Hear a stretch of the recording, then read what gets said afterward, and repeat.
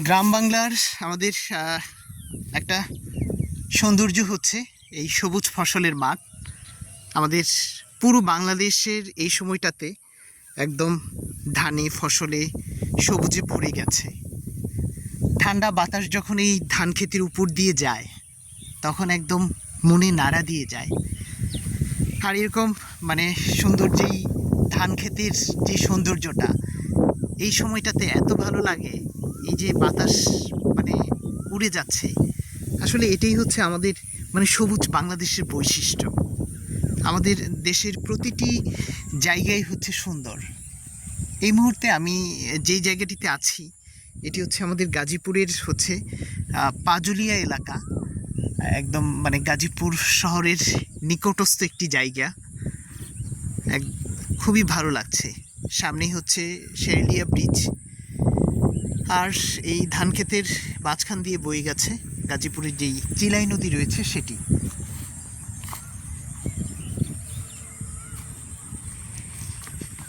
মরিচ ক্ষেত দেখতে পাচ্ছি, দেখেন লাল মরিচ ধরে আছে।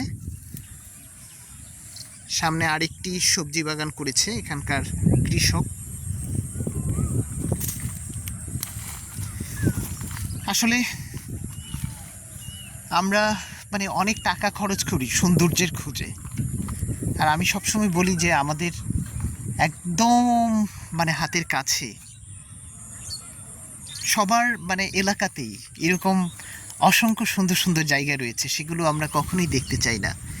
এই জায়গাগুলোতে তো মানে গেলে কোনো টাকা পয়সা লাগে না, কোনো ফি লাগে না। আপনি অনায়াসে নিজের মতো করে ঘুরে যেতে পারবেন আর প্রকৃতির বাতাস খেতে পারবেন। কী যে মানে শান্তি লাগছে এই ঠান্ডা বাতাসে, যে কারো মানে মন হারিয়ে যাবে। সামনে মানে চিলাই নদী, নদী পাড়ে এই ফসলের ক্ষেত। এক কথায় অসম্ভব সুন্দর একটা সময় পার করছি, অসম্ভব সুন্দর একটি জায়গায়।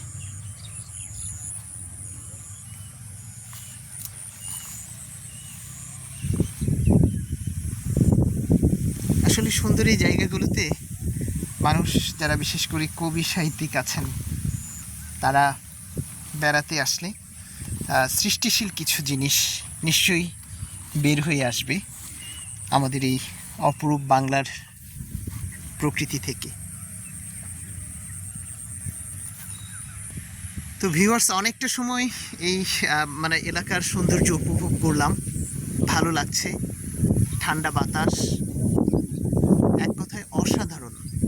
ধান ক্ষেতের উপর দিয়ে যখন ঠান্ডা বাতাস বয়ে যায় তখন একদম মন দোলা দিয়ে যায়। তো ভিউয়ার্স, আজকের মতো বিদায় নিচ্ছি। ভালো থাকুন, সুস্থ থাকুন, আল্লাহ হাফেজ।